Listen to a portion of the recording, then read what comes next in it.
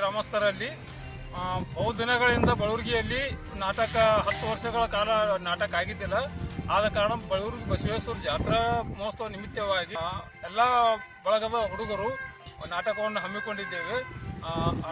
ನಾಟಕದ ಹೆಸರು ದುಡ್ಡು ದಾರಿ ಬಿಡಿಸಿದ್ದು ಅರ್ಥ ಅಣ್ಣನ ಕಣ್ಣೀರು ಎಂಬ ನಾಟಕವನ್ನು ಹಮ್ಮಿಕೊಂಡಿದ್ದೇವೆ. ಆದ ಕಾರಣ ಬಳೂರು ಗ್ರಾಮಸ್ಥರು ಎಲ್ಲ ಸರ್ವ ಜನಾಂಗದ ಜನರು ಬಂದು ನಾಟಕ ನೋಡಿ ಎಲ್ಲರೂ ಸಹಕರಿಸಬೇಕಾಗಿ ತಮ್ಮಲ್ಲಿ ವಿನಂತಿಸಿಕೊಳ್ಳುತ್ತೇವೆ.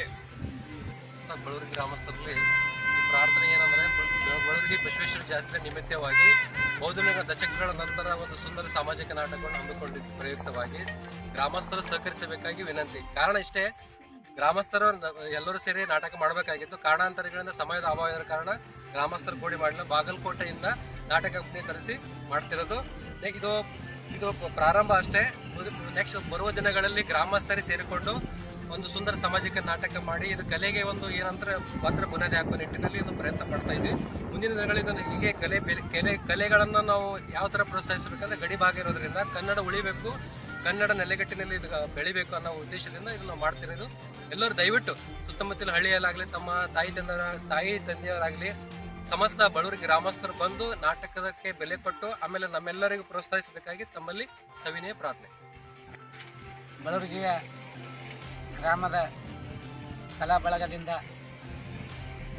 ಕಳಕಳಿ ವಿನಂತಿ. ನಮ್ಮ ಕಲಾ ಬಳಗದಿಂದ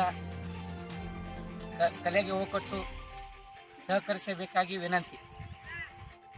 ಯಾಕಂದರೆ 10 ವರ್ಷದ ನಂತರ ಈ ನಾಟಕ ಮಾಡಬೇಕಂತ ಬಹು ಪ್ರಯತ್ನ ಪಟ್ಟರು, ಆಗಲಿಲ್ಲ. ಈಗ ಬದಾಮಿದಿಂದ ನಾಟಕ ಸಂಘವನ್ನು, ಕಂಪನಿಯ ನಾಟಕ ತರಿಸಿಕೊಂಡು ಬಂದಿದ್ದೇವೆ. ತಾವು ಅದನ್ನು ನೋಡಬೇಕಾಗಿ ವಿನಂತಿ.